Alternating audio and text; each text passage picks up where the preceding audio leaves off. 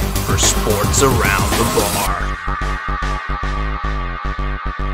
Hey guys, and welcome back to Sports Around the Bar, your weekly sports talk show. As always, I am Jake, your bartender, and I'm joined on center stool by the great and powerful Drew here. And Drew, we're going across the board here. We got basketball, we got a lot of football to talk, we got NHL. I mean, we're hitting a lot today. I think the only one we're missing is Major League Baseball.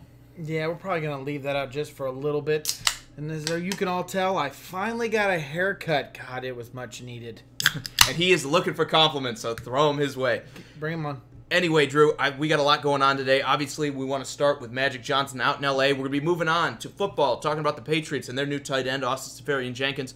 We're going to be talking about who the number one receiver when it comes to receiving yards is going to be in 2019. And we're also going to round it out by talking about round one of the NHL Playoffs, which start tonight.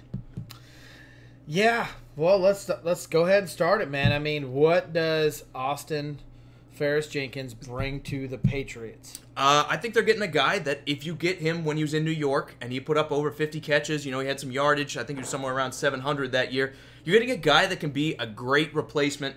Maybe not pound for pound with Gronkowski, but he'll be better than Dwayne Allen was. He's going to be able to fit in with that Patriots kind of passing scheme. He's a big guy. He's 6'7", I think he is.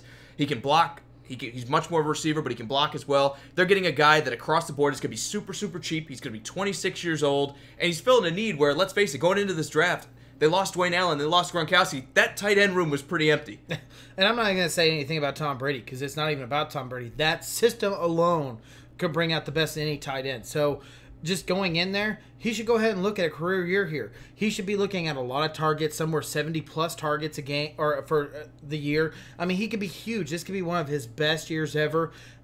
Could you ask any more for literally, in my opinion, average to below average tight end?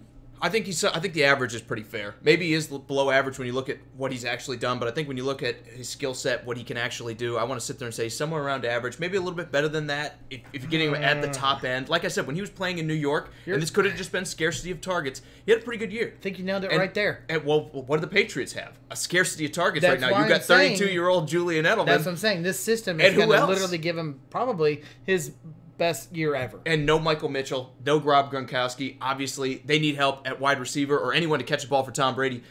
When you look at what it cost him, and he's 26 years old, this is, again, the total Patriot move, man. They paid almost nothing for this guy. They're going to pay him league minimum, basically.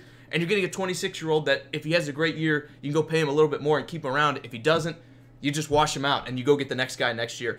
Do you think this takes him out of the running for one of these number one first-round tight ends like Noah Fant or Hawkinson? No, not at all. Not even close. They'll definitely draft one if they fall to him. Adam goes, not a lot of great tight ends in the league. We absolutely agree with you. We've said this for a long time now. There's literally anywhere from 3, maybe to 5 tight ends at the very top, and then you can literally call elite, and then you got a good you can category. literally even split those up Yeah. to the best of the best, and then just that top tier. But you're absolutely right. There's not a lot of great tight ends. But someone like that who has shown a little bit of progress in his career that could show, hey, if you target me out enough, I can make a difference on a team. And then you throw them into a system like the Patriots where they love that short to mediocre pass or short to medium passes. Mm-hmm. I mean, you're talking about a tight end that could make a heyday. Absolutely. And here's another thing about the Patriots. I don't think they're really expecting him to come in and be Gronkowski. Again, it's all about loading up on weapons. This is the first step to doing that. They got him on the cheap, so you can go pay somebody else if you find somebody. They're going to go draft weapons. I think that's going to be their biggest draft need. A lot of people have them taking a number one quarterback. I don't think that's going to happen. I think they're looking at it like Tom Brady's running out of time, and if we want to win, we need to stack up more wide receivers with him right now. I think they go wide receiver, tight end in the first round.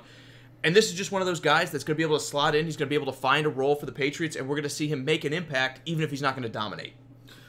Sharif, I'm glad you could join us, and I completely agree. At some point in time, the Pats are going to draft the tight end, and I'm like I'm saying right now, if one of those 2 tight ends, maybe even possibly the tight end from Alabama falls to him, they might be taking him in that first round because there might be word they might not see him at the bottom of the second round. And Adam, I completely also agree with you. There's no doubt about it. New England Patriots and Belichick and that offense, they love a 2 tight end set. For the past 10 years, they've absolutely been a 2 tight end team. But here's the thing. Before that, they weren't really known for that. They kind of adapted to be what the personnel was, and that's what great teams do. I think they're going to do that again if they don't find that second tight end to go and slot in there. They're not going to force it. They're not going to go try to sign somebody or make a trade or anything for a tight end who's not worth that. They're not going to run their offense around guys who don't deserve to have it run around. If they go wide receiver, if they bring on 2 more wide receivers in this draft and they pan out, we're going to see them go back to throwing it more to wide receivers than we are to tight ends. That's just what the Patriots do. They find guys, they make use of their talent rather than saying, this is what we do, and let's try to find guys that fit our system. That's why they've been as good as they've been, because they've been able to reinvent themselves. I think if they don't find another tight end, we'll just see that next reinvention where, maybe Severian Jenkins doesn't get too many catches, and that's about it. I mean, they're going to go throw to receivers. Adam also said New England Patriots won't draft a quarterback before the 5th round, but it worked out for them the last time. There's no doubt about that, with Tom Brady being a 6th round pick. I don't know, man. To be honest with you, 5th round, that's pretty low. I mean, Tom Brady is at the end of his career. Belichick is going to want a quarterback that he can at least kind of polish a little bit for a few years before Tom Brady says, hey, I call it quits. Because let's just be completely honest. Tom Brady says, oh, I'm going to play until I'm 45. But it just takes 1 year, 1 injury, and he might be done. I was going to say, he's one bad hit. Then again, everybody's one bad hit away from having their NFL career over in the NFL. But when you're 41, 42, 43 like Tom Brady, those hits don't have to be as hard as a guy who's 23 or 24. I just don't see him reaching on a quarterback. I really don't. I don't see them taking a guy at pick 32 unless they really believe it's Tom Brady coming along or the next one. And here's the thing. Bill Belichick may not even have the green light to do it because Tom Brady, we've seen him already get rid of Jimmy G. We've seen him kind of say, while I'm here, we're focused on just winning while I'm here, and Robert Kraft has bought all into that. I wonder if we've got a similar scenario here where Belichick may want to take a quarterback like if a Will Grier falls to pick 32, and Robert Kraft is going to sit there and say it's not going to happen because we want to get weapons so we can win with Tom Brady. John, I'm glad you could join us, man. Crack those beers open. Adam also says the Patriots can have Trey Burton because they need a draft pick. Do the Bears really get rid of the guy that they literally picked up just last year? Because if you're the Bears, the only thing you need to do is add another receiver or two, and that team's pretty complete. I mean, their offensive line's playing great. They could use a running back now that Jordan Howard's out, but Mike Davis is a somewhat decent replacement. I mean, you could do better, but you could do worse. They need a guy that can line up across from Allen Robinson consistently, and I like the kid from Memphis, whose name I'm drawing a blank on right now. Their rookie from last year from Memphis. Help me out here in the comments. He's a great wide receiver, but I don't think he's quite ready to stack up next to Allen Robinson. And that's okay. I think if you go get another one of those guys, you can never have enough weapons. Matt Nagy wants to throw the ball more in Chicago. If you let him do that, I think you're in a good spot to really make a deep run at the playoffs because that defense is complete or pretty close to it, right? Yeah, absolutely. Matthew, you never can tune in at a wrong time of Sports Around the Bar, regardless if we're speaking Patriots or not, man. Go ahead and comment, change it up the subject. It's hard not to when you look at what the Patriots have done, and they've added a tight end during this free agency. That's what we're getting into, man. And Brandon, I'm glad you can join us. And he also says the Patriots need a deep threat. I absolutely agree. The problem is this is not the draft to find that guy. I mean, there's Marquise Brown, but I think he's probably gone by the end of that. There's Paris Campbell out of Ohio State. I don't know if he's quite the first-round wide receiving talent, so maybe the Patriots trade down into the second round and try to take him.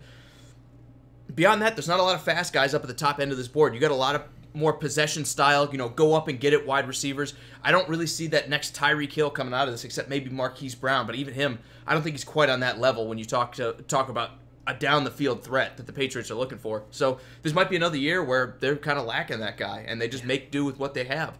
They're probably going wide receiver, I think, with their first pick. If I had to guess, they could go defensive end. They're not great there. They could go with a linebacker as well. I think they're good in the secondary still.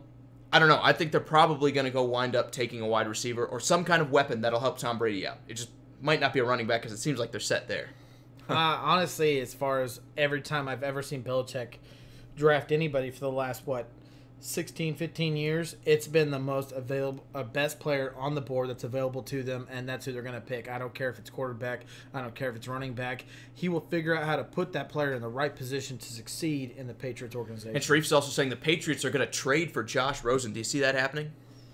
It's a good possibility, man. I mean, do you really see that that's going to fit their organization? You're talking about a first-round draft pick last year. They're going to have to give up quite a bit for them to go get him. They're talking the Cardinals want a first-round pick to grab someone like that. Do you really see the Patriots doing that? I don't. Belichick's just one of those guys where it's like I can find decent, talent later on without giving up my first-round pick. Now, I kind of agree with you there. I don't think they're going to be able to make this deal happen because I think Arizona still expects way too much out of Rosen. There's talk that they want a first-round pick out of him, even if it's pick 32. I think they're dreaming. You're talking about a guy that absolutely you can't call last year a success by any means when you talk about Rosen. He was the worst out of all 5 first-round quarterbacks. Nobody's giving you a first round for this kid. They'd rather just go take their own guy out of the draft and spend that pick on a quarterback if they're going to. I think best-case scenario, Cardinals are probably looking at a third or a fourth-round pick for Josh Rosen at this point, which is sad to say because they just spent pick number, 10 or 12 on him? Yeah. So, I don't know. I look at this. I don't think the Patriots are going to do it because, again, they don't make those desperate moves. They don't make those moves trying to bring guys in unless it makes sense for them. So, unless the Cardinals come way down on asking price, I think Rosen's going to sit behind Kyler Murray after they take him first overall. And Sharif saying second round, and he's cheap, man. Even if it is second round, I don't see Belichick doing that. Money-wise, he's very cheap. There is too much need on the defensive side of the Patriots. And I have to agree with, it was Adam that said that this is a defensive draft. There's too much need on that defensive side of the Patriots that they're going to absolutely use those two and maybe even third-round pick to try to get some of these players on the defensive side. The only thing I'll kind of refute here is Adam says it's a defensive draft and teams looking for that next offensive playmakers are going to have to find a diamond in the rough. I don't think so. I don't think there's that slam dunk wide receiver. There's not a Julio Jones or an A.J. Green in this draft that you can just go take and say this guy's going to lead my franchise. There's no Calvin Johnson. But there's a bunch of guys out there that are going to be really, really good number twos. There's going to be guys like that I kind of see like a Juju Smith-Schuster last year where if you put them in the right situation and you utilize their talents, they're going to have a lot of success. I just don't see any one of these guys eventually becoming Antonio Brown or Julio Jones or Mike Evans. You don't see them stepping up into those roles. So there are playmakers in this draft. You can go get a number two. I think you're just in trouble if you're one of these teams like Washington that needs to go get that number one guy right away. Let's hit some of these comments real quick so we can keep moving forward. But Adam says, do you think Belichick will retire when Tom Brady does? My answer is absolutely no. That will not happen. There's too much ego. Let me go into that really quick. There's too much ego. He wants to prove that all that Patriots success is because of him and his coaching. The easiest way to do that is go win one without Tom Brady. Brandon says, how about somehow seeing Larry Fitzgerald going to the New England before retiring? And I have to completely agree with Eddie. There's absolutely no way. He's way too loyal to the Arizona Cardinals organization. He will retire as a Cardinal. He's already come out and said, like, if the Cardinals don't want me back, I'm going to hang it up and call it a career. So I don't really see him moving on. It'd be a total Patriot move. Go get that veteran and try to get that last little bit of football out of him. But I think Larry Fitzgerald's pretty much decided that he's going to be a Cardinal for life, and that's about it. Dylan says, Murray is not going number one, man. Hey, if that's what you think, by all means, think it. Who knows at this point in time? But when you look at... This will be one of the best head fakes the Cardinals have ever pulled, if that's the case. If you look, I'm blanking on the coach's name right now from Texas Tech. What is his name? Are you talking about the new coach for Arizona? Cardinals, yeah. It is... Now you got me. All right, cool. The way he calls plays, the way he runs his offense, he needs a mobile quarterback. And yeah, Rosa can run the ball. Yeah, he might be able to do that style of play that Kingsbury, thank you. That Kingsbury's going to be calling, but it doesn't fit just perfect. And when you think about a quarterback that fits perfect right now, it's Kyler Murray. There's no doubt about it. The way he's mobile, the way he can run out of that pocket, still throw a perfect pass. You ask for him above it. You know, you're talking about him 100%. Rosa's probably sitting there at 75. On what you're looking at towards that offense, Rosen's gone, man. I think Murray's it. Absolutely. Now, Adam says he likes the angle that Bill wants to prove he was the reason behind all the success. I think we kind of have a little bit of proof of that when they traded Jimmy G, and reportedly he was incredibly upset when they did it. If he was going to play and he was going to let... if he was going to retire when Tom Brady retired, he wouldn't be worried about Jimmy G. He wouldn't really be worried about the Patriots at all. It would just be, how many could I win with Tom Brady? Instead, he's trying to set this franchise up to succeed for years to come. I think at the very least, he's going to want one more without Tom Brady. I don't know. He's incredibly dedicated to this. He might be one of those guys that quits when they drag him off feet first. I mean, really, I could see him coaching to the point where he's, mid-70s, maybe even late 80s. Brian, I did shave, and now I'm baby-faced and fat. Dylan says, I think the defensive players are better than Kyler. And I'll give you that 100%. You got literally start day one, make a difference on your team with like Quentin Williams and Nick Bosa and possibly Josh Allen. And maybe those linebackers, the Devons. I'm a little bit higher than he is on them. Joe, thank you for the Kingsbury thing, by the way. Yeah, thank you. I didn't see it, but thank you anyway. When you look at that, there's no doubt about it. These guys are the most important, but if you got to ask me what Arizona Cardinals are missing in the last, 5 years. When's the last time they went to the Super Bowl? I think it was 2012. So that was 7 years ago. What have they been missing? That's a quarterback. That's the most important position on the field. And can you really pass up on someone like Kyler Murray who could run the offense you're trying to run? Who Kingsbury's also incredibly high on. Again, in college, this guy said, I'm taking him number one overall. now that he's got the number 1 overall pick, I mean, you got to look at it that way. Like, he is going to be that pick because he's already come out and said, I want to take him. I know they just took Rosen, but you don't hire a guy like Kingsbury if you're not sold on him getting to decide who's going to be taken with that pick. Otherwise, you would have stuck with Steve Wilkes. You would have let him stay the head coach. Instead, they went with the quarterback guru because they said, look, we didn't get enough out of our quarterback last year. So I think he's going number 1 overall. I think, again, you were going back there saying maybe these defensive players are more talented. They might not be. I mean, it just depends who you listen to. If you listen to guys like Pro Football Focus and you look at his spider chart with the way they rank all of his different stats, Kyler Murray is one of the more prolific guys since they started tracking all these extra next-level stats and everything.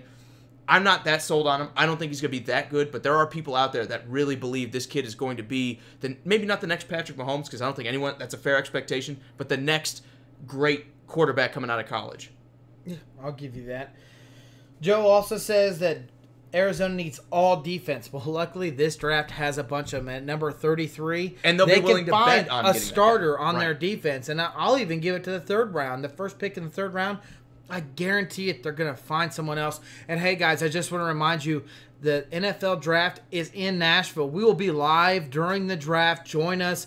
I'm not going to tell you there's going to be a full show on Friday. It's probably going to be in and out, but we will be there live. We'll see you Thursday. We'll see you Friday. Exactly. Again, we're not sure what it's going to look like because we're not sure where we're going to be, but we'll see you at some point. They're estimating 100,000 people there. We'll be there nice and early. We'll be at least 2 of them.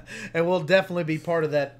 And if you guys are there, by all means, hit us up and let us know you're there. We'll try to meet with you, and by all means, we'll have a beer with you, too. Now, Joe's saying Arizona needs a splash pick. Yes, but I think every team drafting number 1 needs a splash pick. It's pretty rare for a team to be drafting that high. Maybe I'd say the Giants were the closest ones last time that you could say didn't need a home run guy out of that pick when they took Saquon Barkley. They got one, but they didn't necessarily need one as bad as some other teams because they won 6 games this year? They won, I think it was 4 the year before, 3 maybe. Yeah. So, I don't know. I think... yeah, it's fair to say that the number 1 pick needs to be a slam dunk, and if it's not, it's usually the quickest way to find yourself out as a GM or a head coach.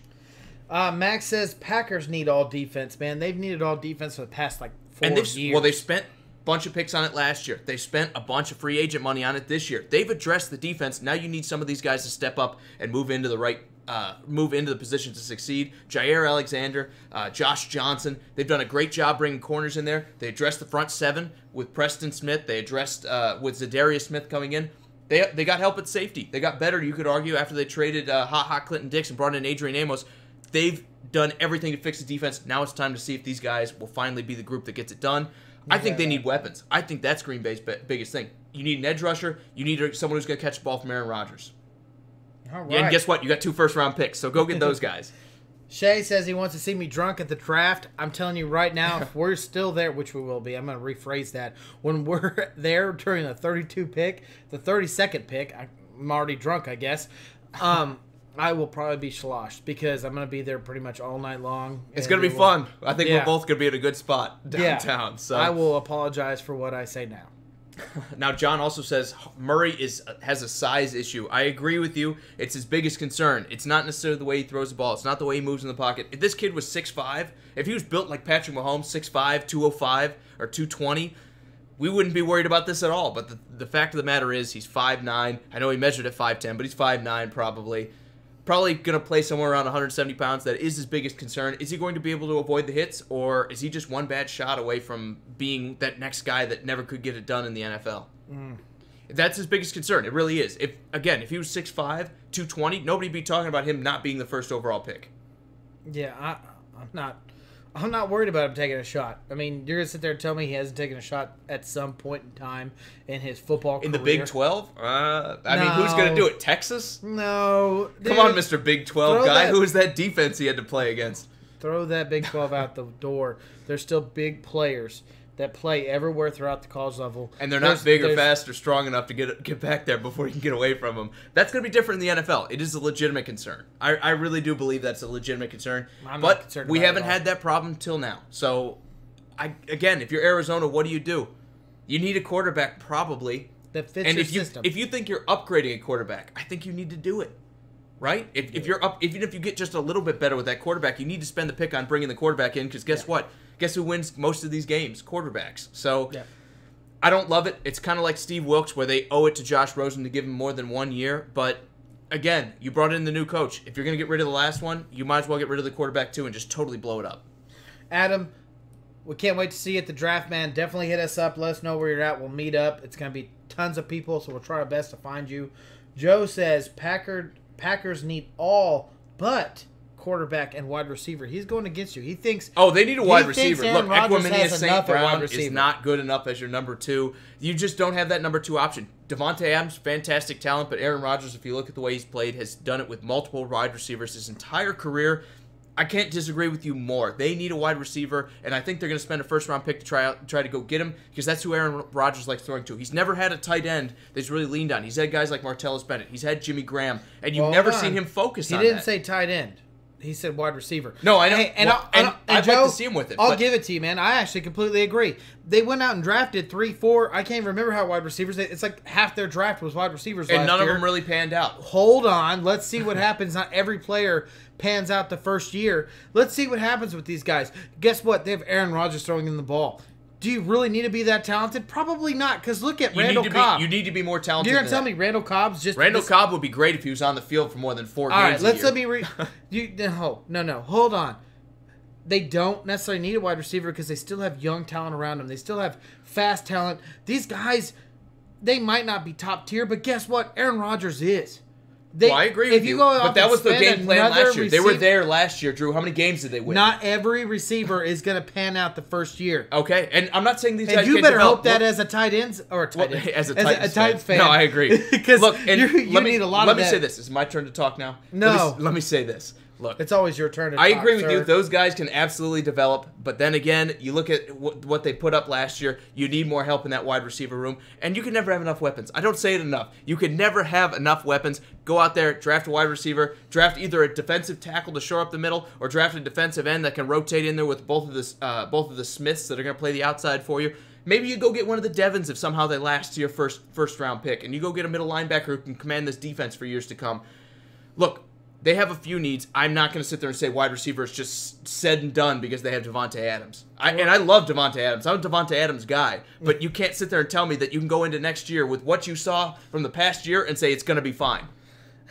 John agrees with, is going against me. He says Randall Cobb will show out in Dallas. So he's a full believer in Randall Brace Cobb. yourself. I mean, I think when he plays for these first 6 games, you're going to be like, hey, we got Cole Beasley maybe a little bit better out of Randall Cobb, but then he's probably not going to be on the field. And I like Randall Cobb. I'm the guy who drafts him like round 16 every year in fantasy because I just want to see him have that kind of resurgent year. I believe in his talent. I don't believe in his health. I think he's going to be hurt for Dallas too. That's why Dallas, rounds 3, rounds 4, rounds 5, probably no need to go get another slot guy that can slot in there after Randall Cobb gets hurt. Hey guys, I'm not always drunk, okay? Just every time he sees you. Yeah, exactly. You guys are catching me late in the afternoon. I've already had a few. Get off my back. And fair point here to Joe. Geronimo Allison, before he got hurt, was looking pretty good too. But again, you're talking about I think it was a 6th-round pick coming out of.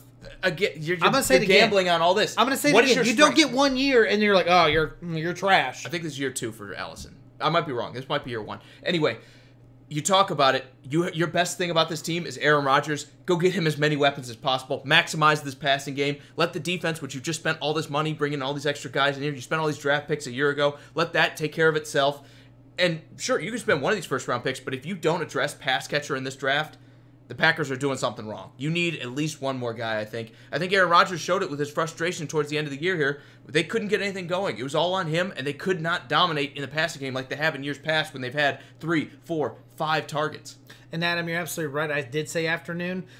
So literally at 12:01, that's my first drink. He's blitzed by 12:01 every time.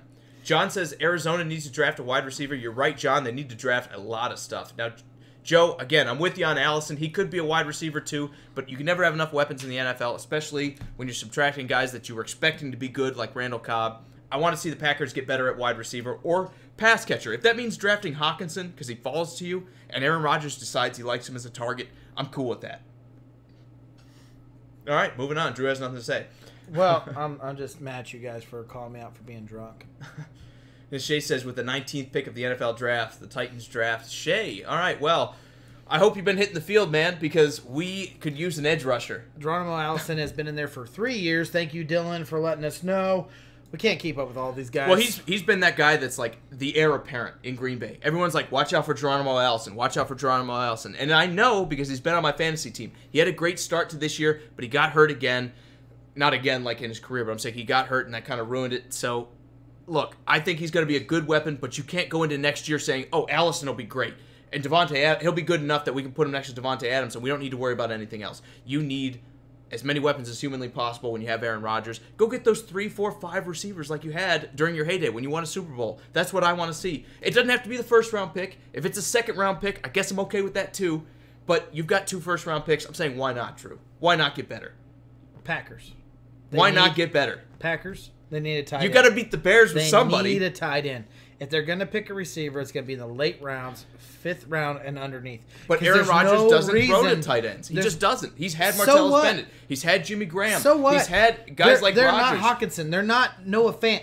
And he just doesn't throw to him. He doesn't like throwing to the tight end. Yet. Well, I mean, I'm not saying up until this point they've tried to address that position, have never really solved the answer. This is a new offense. Don't reach on a first-round tight end that is not going to be an amazing play. He's not going to be Travis Kelce in year 1 because no tight end in the NFL is Travis Kelce in year 1. Travis Kelce wasn't Travis Kelce exactly. in year 1. So you don't take him with a 35-year-old quarterback who needs to win in the next couple of years like Aaron Rodgers. You don't go spend that pick on a tight end. You spend it on a wide receiver who this year, next year, maybe 2 years down the road, is going to be elite and is going to give you the most out of it. You're going to maximize your team strength, which is still Aaron Rodgers and always will be until he retires. Focus on that. And that's what I'm saying. It can be that second-round pick, but if they don't take one in those first 3 picks, I'm going to be disappointed in the Packers. I really am. They don't take a receiver. And I'm not a Packers fan, just so you guys know. But they don't take a receiver in the first 3 rounds. You're crazy. They do not. You're absolutely crazy. I'll call that right now. That's a beer bet. That is, I'm not going to swear. That is a beer bet. All right, real quick. Drew, Eddie says, Drew, I know you're a fellow Chiefs fan, so do you think we should go after Sue? I think we can use him in the middle of our D, or is he more trouble than he's worth? Man, I would absolutely love Sue to be there. I have no worries about any kind of trouble. Andy Reid can handle any kind of controversy. I think, man, he had T.O. around him. I'm not worried about that at all. We need a run stopper right there in the middle. Chris Jones, as great as he is at getting at the quarterback, his run stopping ability is a little questionable. I would love Sue to be there. Now, Shay also said, breaking news, Randall Cobb's already tore his ACL. That's funny. Again, he's a guy that if he can stay on the field, I think he can make an impact in Dallas. I just don't think he's going to be on the field enough. Also, Dylan says there will be a big run game increase in Green Bay. I think they should kind of take it off Aaron Rodgers' shoulders a little bit. Try to get Aaron Jones, who I think is a pretty good running back. Try to get him as much help as you can. Look, if that's the direction you're going to go and you're going to draft a couple linemen in the first couple rounds and maybe a defensive player as well, I'm not going to necessarily hold it against him. But the strength of this team is Aaron Rodgers. You're going to live and die on whether Aaron Rodgers has enough weapons around him. Geronimo Allison got hurt. Devontae Adams kind of proved that when he's the only guy in the field, you're not going to go win a Super Bowl. Go put another guy next to him so Devontae Adams can shine. Devin also says Rodgers doesn't throw to the tight end because of the scheme they rarely get open, or they normally are at the end of their career. Man, I completely agree. He has not had one of them young tight ends that could possibly be the next Travis Kelce, the next Gronk ever around Aaron Rodgers. Now, I got to refute something here. Adam says Arizona needs to draft the entire Alabama team. What have we seen in the pros, though, Drew? Alabama players do not wind up being the dominators they were in college as soon as they get to the NFL. As an SEC guy myself, I'm going to sit there and say that doesn't need to happen. Look, you need to go get the best prospect regardless of where they come from. There are some good players out of Alabama. Obviously, the way is led by Quinnen Williams, who we're talking about might be the best player in this entire draft. But you cannot tell me that just drafting guys from where they played in college is going to fix a team. So, Adam, I'm going to sit there and say pump the brakes on that. I don't necessarily agree. Brian, that is an alien holding the American flag. I mean, who else to support the United States of America but an alien?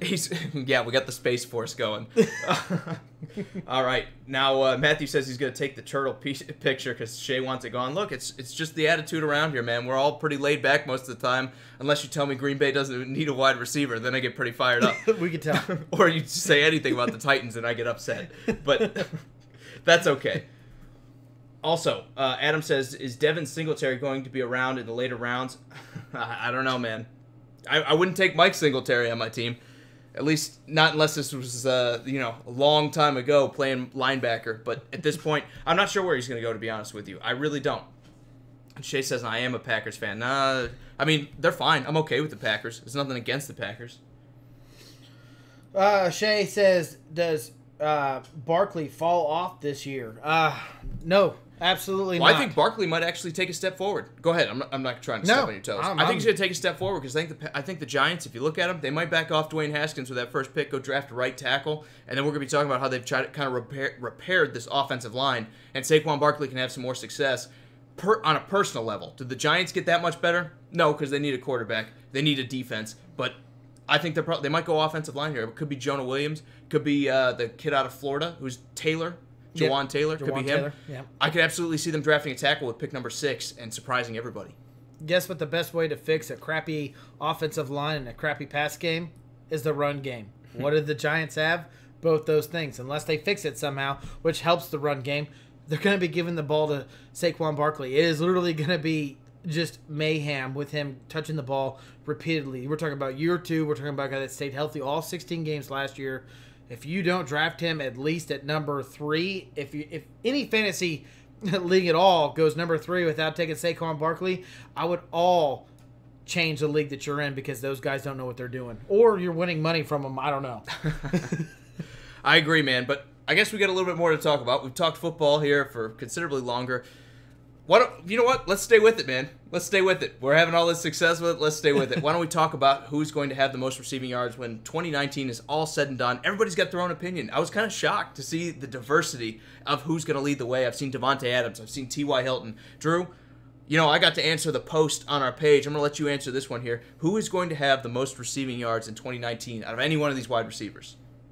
All across the NFL. Julio Jones led it this year. Who's leading in 2019? I don't even know why you're asking me. Do you really got to ask who I think it is? Yeah, I do, because this is your show too. So it's Tyreek Hill. There's no doubt about it. You're talking about a guy that has all this controversy going around him. There's all this negativity. Someone that sits there and goes, "Man, you hurt your child," whatever, blah blah blah. Nothing's come across it yet. If he has a chance to play this year, he's going to prove all those naysayers wrong. He's looking for a big contract. His contract year is up. It's time for him to make that big money. He could be the literally the highest paid receiver in the NFL. How do you not give it to Tyreek Hill, especially when someone like Patrick Mahomes? Oh, it's easy. Let me tell you how. And Sharif agrees with me, who might be the MVP again next year. He's going to be targeting Tyreek Hill. Sharif, MVP for 2019. You heard it from Drew first. But no, he agrees that Patrick Mahomes is going to be. Here's why it's not going to happen. Everybody else on the Chiefs team, because the rest of this team is pretty talented too. I mean, you look at Travis Kelce, you look at Sammy Watkins, who's making like a $48 million over the next 5 years from the Chiefs. They are going to get those guys involved. Tyreek Hill, even though he's an amazing receiver, is not going to lead the way because there's too many other guys that need the ball. Shay, yes, the Chiefs will probably draft a running back at some point in time this draft. It will definitely be in the later round. Will it be Josh Jacobs? Could be round 2. Could we go that high? If he falls that low, I absolutely It depends agree. who you ask. Some people are sitting there saying there's no running back that needs to go outside the 4th round. And then, I mean, let's face it, Drew, the guy only handled like 30% of Alabama's snaps. Are you spending a first-round pick on Josh Jacobs? I know. I just said if you fall low enough in the second round, I take him. Let's go to some of these comments because people are already saying who they think. Shay goes, Michael Thomas will lead the league in receiving yards. John says Amari Cooper. And then Brian says OBJ as well. Whoop, whoop. Well, look, again, we're naming off talented guys. Tyreek Hill, Odell Beckham. If you took those guys and you put them on Miami where there's no one else to catch the ball, I would sit there and agree with you. I'd say, yeah, they're going to lead the way because they're that good of a wide receiver. The problem is everybody around these guys. When you look at these guys, it's guys like, Julio won this year. And that's a bit of a surprise to me because they had Calvin Ridley, who, like you said, is a rookie last year. Rookies take a year or two to move into wide receiver in the NFL. And not to interrupt Go ahead. what you're saying, but also Atlanta Falcons played behind tons of these games. So they got to be throwing the ball. Who's their best target? Julio Jones. They did. You know who's number 2 and who I'm picking to be number 1 in 2019? DeAndre Hopkins. As much as I hate the Houston Texans being in this mix, it's going to be DeAndre Hopkins for this reason alone. Last year, Deshaun Watson was the most pressured quarterback. He was the most sacked quarterback. They're going to go address the offensive line in this draft. If they take 30% of those pressures and turn them into legitimate passing plays, DeAndre Hopkins, who is still the number 1 receiver by far, because what's his name? Their other Will Fuller. Will Fuller is going to be injured in like 15 minutes, like he always is. And Kiki Qt is going to be is either injured or not as effective as we thought he was going to be. It's all DeAndre Hopkins. And I'm going to go ahead. They're gonna help that offensive line. They're going to throw the ball more in Houston. And when they throw the ball more, who's going to catch it more? I'm going to go ahead and DeAndre Hopkins. I'm going to go ahead and knock you off that shelf just a little bit because you talked about two players that will still a little bit receiving yards and receptions from them. Even if they don't play all 16 games, you got to at least give them 8 games together. So that's 4 and 4. I gotta call a little bit of hypocrisy here because you're sitting there saying Tyreek Hill's got this easy, and you're saying don't worry about Sammy Watkins or even more Travis Kelce stealing catches away. Come on, Drew. You're saying Kiki Qt is as good as Travis Kelce? That's an interesting What does take. Hopkins have to prove right now? He hasn't hurt his child. What does he have to prove? He has to prove he's the best wide receiver in the NFL. He's been doing that for a long time now. But he doesn't have a contract coming up. Tyreek Hill, who's arguably one of the best receivers in the league right now, is looking for his big first contract. He's looking for something that's going to say, hey, guys, I've made it to the NFL. I am one of the best receivers now. And I also have all this drama going on with me that I've hurt my child. When you have that edge on your or that chip on your shoulder, how do you not show a little bit more? Because Andy Reid's like, hey, Patrick, you got like all these other receivers who can catch the ball too. Don't just throw to Tyreek Hill. That's how. I mean, I agree with you. I think he's going to have a great year. Again, it's going to be one of those things that Tyreek Hill is going to go crazy, and he's going to wind up somewhere around 5th because Sammy Watkins is going to need to be involved. Hopefully he's on the field for it. Travis Kelce, is going to be involved. They're going to have a running back to throw to as well. They're probably going to go draft a 3rd wide receiver at some point in this draft as well because Conley is gone. There's too many weapons. There's too dynamic of an offense for me to sit there and say it's going to be the number one. Usually it's the guy that's all alone by himself, like Mike Evans, that sits there and gets all these catches. Eddie says, Juju, Big Ben and the Steelers want to shut up AB, dude. I completely agree with you. And Shay also says, Hopkins is better than Hill. Hey, man, I'm not going to deny that. That's absolutely true.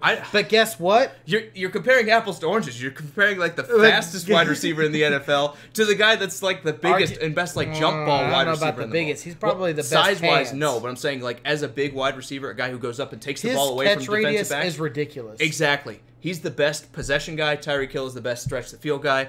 Apples to oranges, man. I don't know who you pick. Frank, I appreciate that. What about Tyler Lockett? What about the red zone threat? What about Tyler Lockett? Don't even what start. About our Kansas State alumni showing himself at the top here? What it mean? If Tyler Lockett is the number one wide receiver in terms of yardage next year, I'll quit the show. You guys can have it. I mean, it's just not going to happen. Now watch, it will happen because I said that. It's just not going to happen. If it does, I will never watch another snap of football. And Matthew is voting oranges. I just want you to know that. Which one's the oranges? Which one's the apples? Hill. Tyreek Hill. Come on. Okay. Man. All right. Fair enough. Well, he wears red. You'd think it'd be the apples. Anyway, Chris says, what happened to Drew's head? Fair point, man. Lost a fight with a lawnmower. Oh. Now, Sharif agrees with me. He says Hopkins, but he might just be a Hopkins guy. Shay is saying Michael Thomas. Maybe he's the forgotten man in this. I haven't seen people talking about Michael Thomas. You look at the number of receptions, and I talk about being alone. He's pretty much alone in that wide receiving core in New Orleans. I'll tell you why it's not going to happen. Because they realize Drew Brees cannot do it for 16 games, 17 games, 18 games. They have to run the ball. When we were talking, say the name. Alvin Kamara is the reason it's not going to happen. When you talk about, the Drew Brees 3-4 years ago when they were throwing 5,000 yards consecutively, absolutely. If Michael Thomas was by himself then, I'd have no doubt about it. But Drew Brees is on that edge of being too old to go 18, 19 games. They need to rest him. He won't get it. All right, Damian also says, who do we see the Bears drafting first? It's difficult because they don't have a first-round pick. You're not drafting on Thursday. You're drafting on Friday instead. I think the Bears, if there's one of these wide receivers left that they believe in, and this is a deep class for those guys, are going to go take that guy first because I think Matt Nagy is devoted to the pass game. It's why you're seeing Jordan Howard on the move out of Chicago and why they wanted to play Tariq Cohen back there more. They could take a running back instead. This could be the Josh Johnson pick where he goes in the 2nd round to the Chicago Bears. I just don't see them going any other direction necessarily. They could take a defensive player if there's somebody that just absolutely wows them, but I don't think they have to. You look at how good this defense is. They're set. The offensive line is set. They could go running back. They could go wide receiver. You're not taking a quarterback. I don't know where else they're going to go. You're not going to go take a depth guy with your first pick. They're going to go try to get someone who can make an impact right now. I see receiver and running back as their two biggest positions that they could upgrade on. Luckily for them, they're in the situation they literally could take the best player off the board. So it's really hard to sit there and pick a spot. But I agree with you, Jake. Running back is the most important. That's where they are literally lacking. Tariq Cohen is not the guy that you could see him going, 25 to 30 rushes a game. Absolutely. Now, also, Jimmy says Devontae Adams will be a top 5 receiver this year. I believe you top 5. I won't say top 1 when it comes to yardage. Again, I think unless they add more weapons around him and can take a little bit more pressure out of him like the early years of his career, I say early like he's an old wide receiver, but the first couple of years of his career in Green Bay, I don't think he's that guy that when he's in double coverage, when he's the total focal point, it's just totally going to dominate a game like you want to see a number 1 wide receiver do. Fantastic wide receiver, but he's kind of like T.Y. Hilton. He needs that next guy next to him if he's going to take that leap forward and be the best wide receiver in the NFL. Guys, when I'm sitting there talking about Drew Brees not throwing for 5,000 yards, I'm not sitting there saying the Saints aren't good. I kid you not. When I think about the Saints, I think about Super Bowl contenders. I think about the team that should have gone to the Super Bowl and win it. I don't think anything down upon them, but when you're asking about who's the leading receiver in yardage in the NFL, and you think about Michael Thomas, too bad. They're going to run the ball a lot more with And I'm Calvin just scratching Kamara. my head. Why do you like Demaryius Thomas that much, Shay? I don't get it. I don't mean to sit there and say that they're not good. Drew Brees is absolutely amazing. I will literally say it from this day and this day forward until it changes. Drew Brees is the most accurate quarterback to ever play in the NFL over anybody. And I've said it. I'll say it again many, many times. Now, Brian's also saying he predicts a 200-yard receiving game with OBJ. I don't know, man. It's tough because Landry's going to sit there and say, this guy cannot catch all of my passes. I'm used to being a high-volume guy. I think, again, it's a great problem to have when you're Cleveland. Neither one of these guys is going to be leading the way in terms of yardage, but both of them are going to have around 1,000. Both of them are going to be absolutely dominant because you don't know who to cover. I think Landry is the guy that is helped the most by Odell Beckham going there because all the focus is going to be on him. Let's face it, when he was at the Giants, everybody's focused on him. If you can take a guy like Landry and forget about him in Cleveland, he's going to be open all the time because he's going up against these number 2 corners. Landry, I think, might even finish with more yardage than Odell Beckham does this year.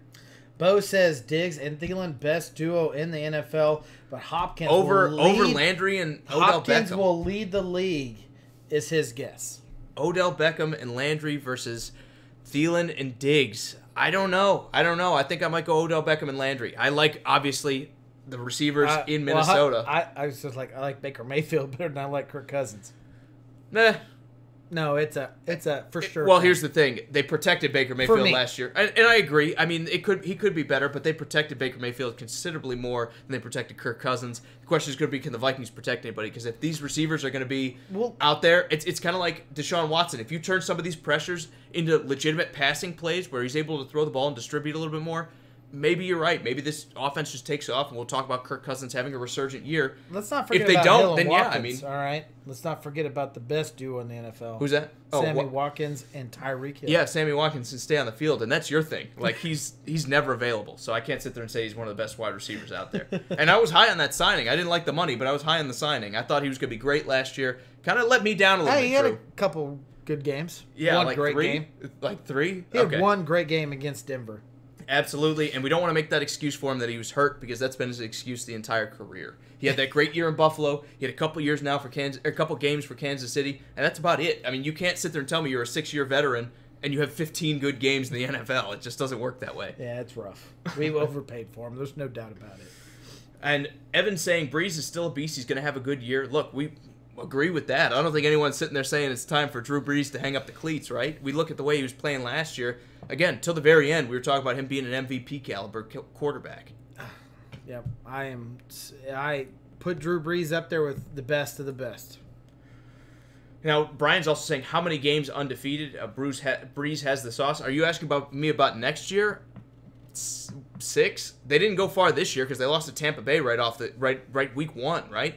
Yeah. Yeah. So this year wasn't very good. How many games did they get through this year? I'm gonna say 6 for the Saints before they lose one. Bit of an odd question, but I would have to look at their schedule. I can't sit there and say. And I'm rolling the dice here, but they're a very good team. They're a very good team. They are. I mean, after they lost that, well, no, they had kind of a crappy start, but they ended very hot. Absolutely. And Matthew, just like Odell Beckham and Landry, I think Thielen is not going to be. He's going to be in the mix. He's going to be a top 10 guy. I don't see him necessarily being the number one wide receiver when it comes to yardage, for the simple fact that Diggs is there. You have a great tight end in Rudolph. You now have a great running back as well from Florida State, whose name I can't remember, and Drew's not going to help me out, but that's okay.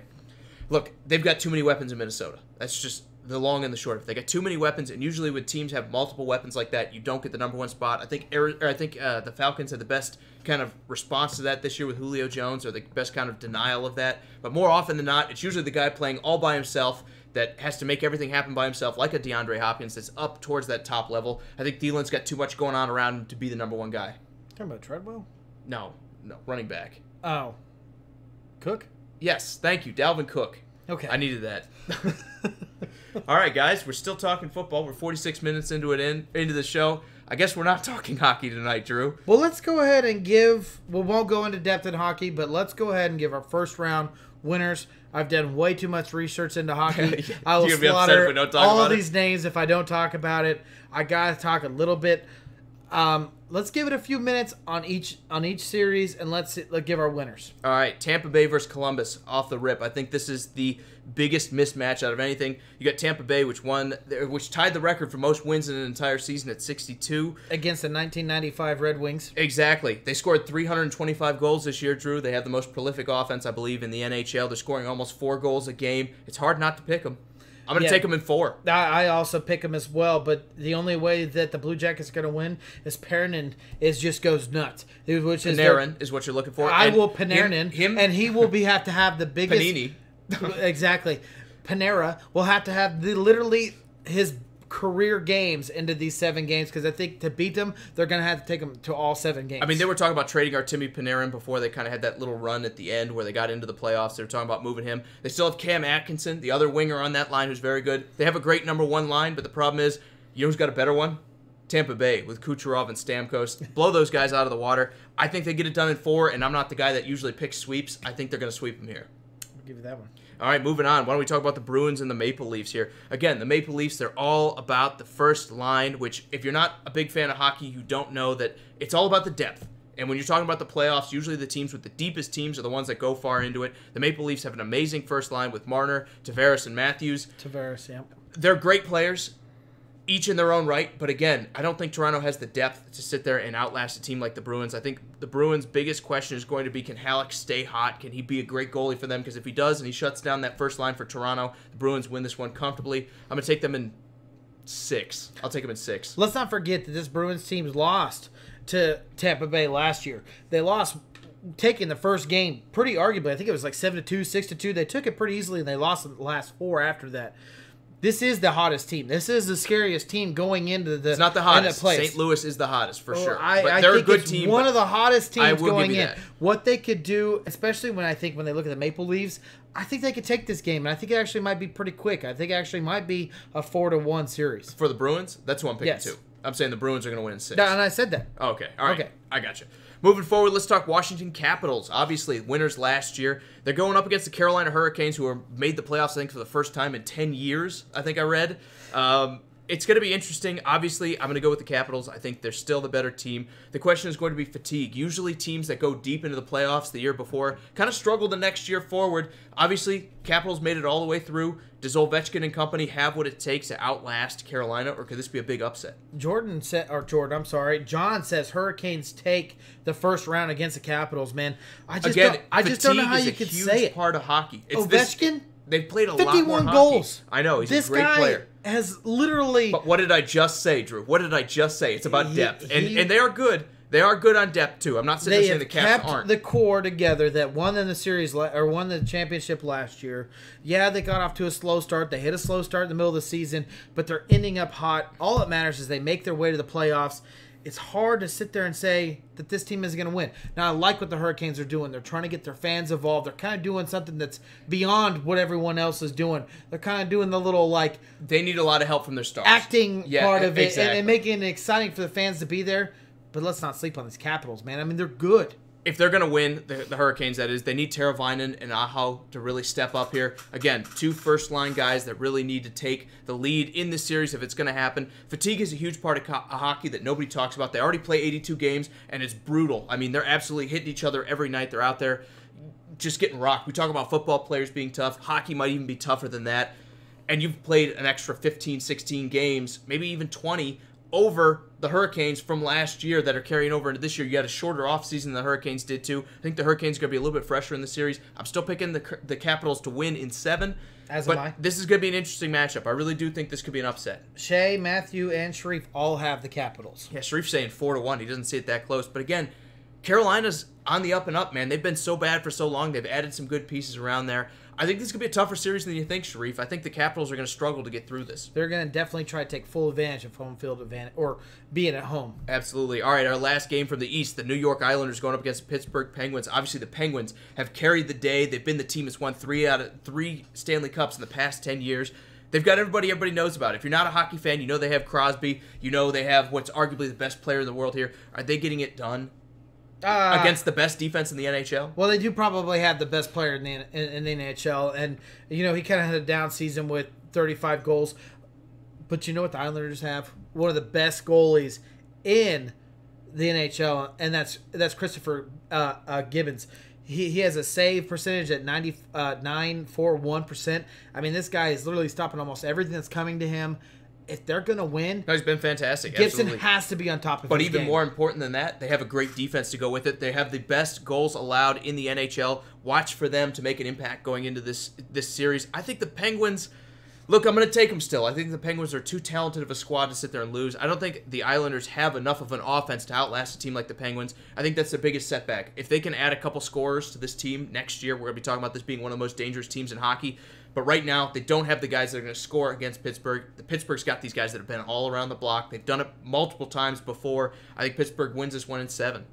This is going to be my biggest surprise upset, but I can't do it. I just can't give it to them. Pittsburgh's going to win this series.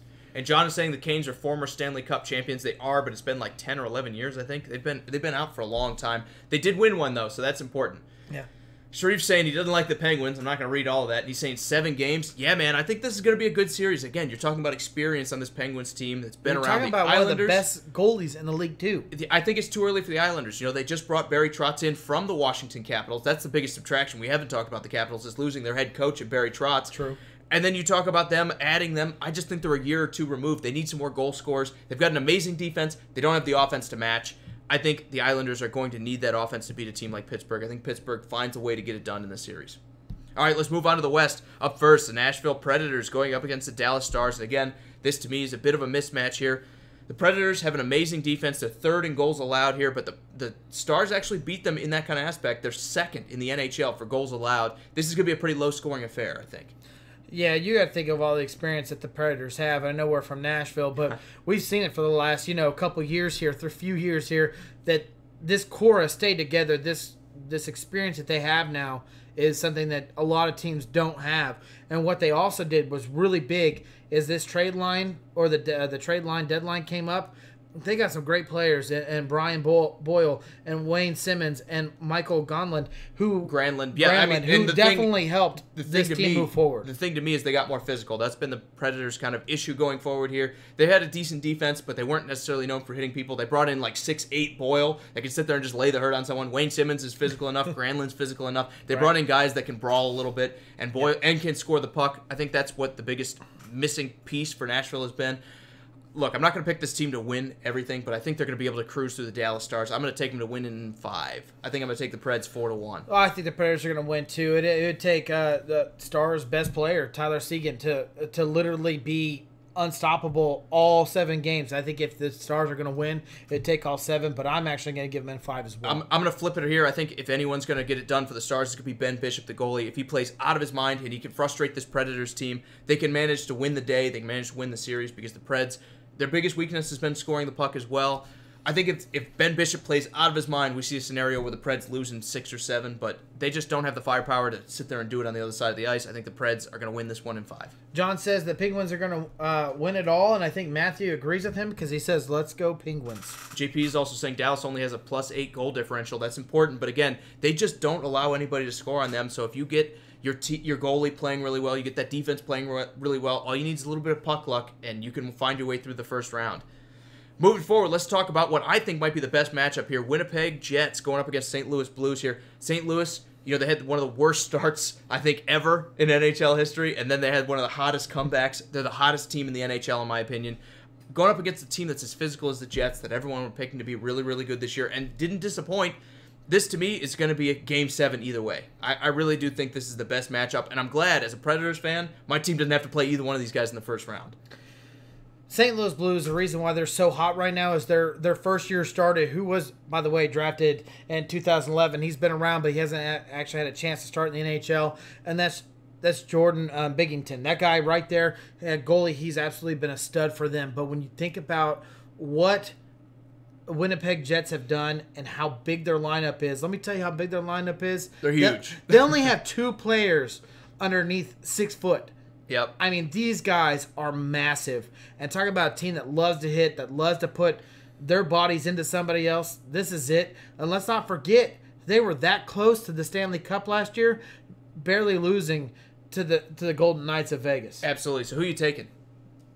You going to go Winnipeg? I think I'm going to give it to the Jets. I'm going to go with the hot hand. I think the Blues are going to upset them in 7. I think they're going to get beat up, and we might see an early second-round exit for this team, but I think Tarasenko is going to manage to get it done for him. I think he's the key man for St. Louis. If he leads the charge here, I think he's going to have that last goal that puts him just ahead of the Jets, and we see a very disappointing team out of a team like Winnipeg that could, like you said, win the Stanley Cup this year too.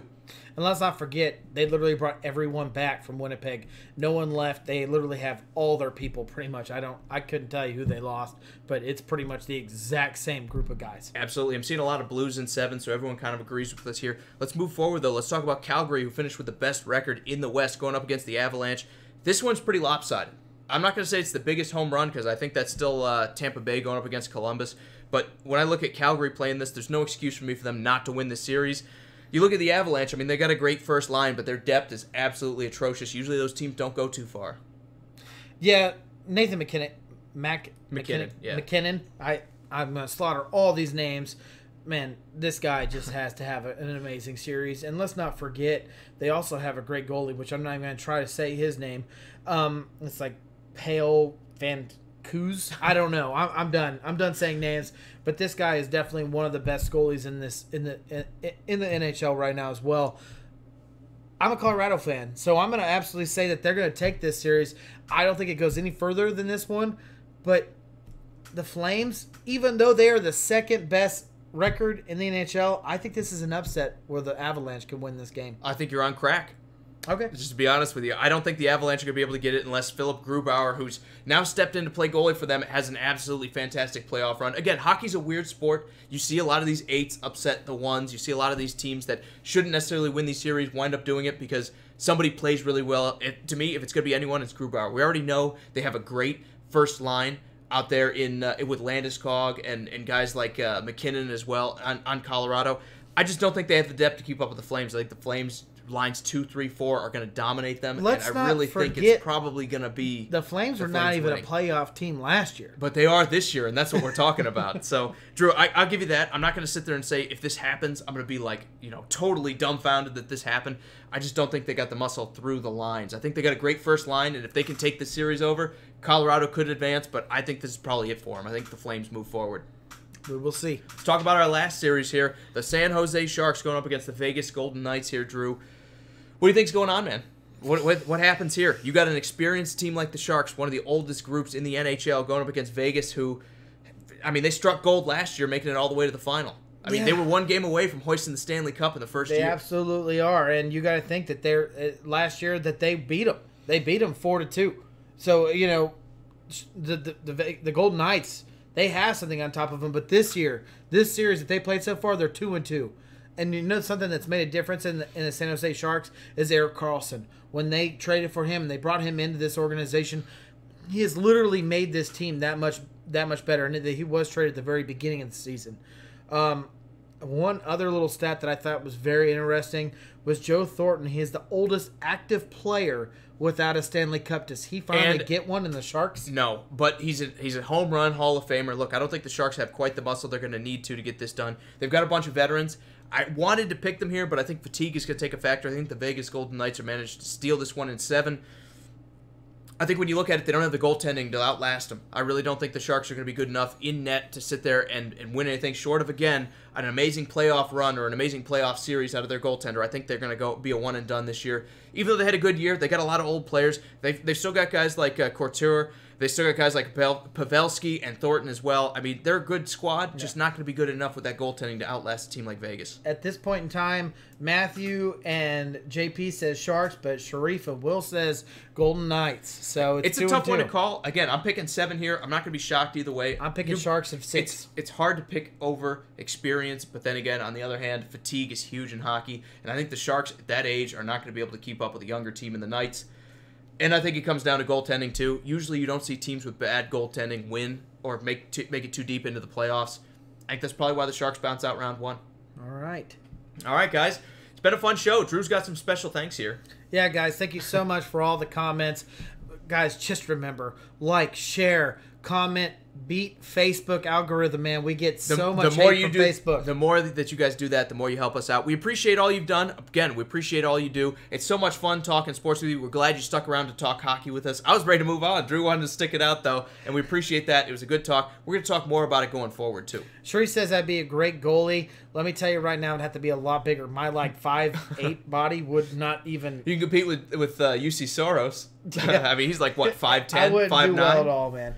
Hey, guys, I just want to thank everyone that commented, and I miss you. I'm so sorry. But real quick, Adam, Sharif, John, Matthew, Brandon, Dylan, Eddie, Joe, Brian, Max, Shay, Nate, Damon, Frank, Robert, Thomas, Jimmy, Chris, Evan, Bo, Zachary, JP, and Will. You guys are all awesome. Thank you so much for joining us this evening. Great show. We'll be back on Friday to talk the NBA finals, the NBA playoffs. I'm getting a little ahead of myself, 3 months ahead of myself. We're going to be back to talk NBA finals. I said it again. NBA playoffs. I know what you meant. We're going to be back to talk a little bit of football, too, I'm sure, as well. And then we're going to do our final mock draft coming up, too, before the draft. We're going to do 2 rounds, I think, Drew. Does that sound fair? Sounds like it. All right. We'll see what we can squeak in. We're going to do 2 rounds of that coming up as well. It won't be necessarily on Friday, but we are going to talk football as well. So for Sports Around the Bar. Real quick, also remember, we are going to be at the NFL Draft. You guys see yourself there. Try to meet up with us. We'd love to meet all of you guys. We love every bit of it. Let us know. Again, we're going down there to have a good time. We hope to see you. But remember, April 25th, 26th, and possibly the 27th. We'll see how everything works out. We will be down there, and we'd love for you guys to join us. Absolutely. So for Sports Around the Bar, I am Jake, your bartender. This is the great and powerful Drew, and we will see you guys next time. See you.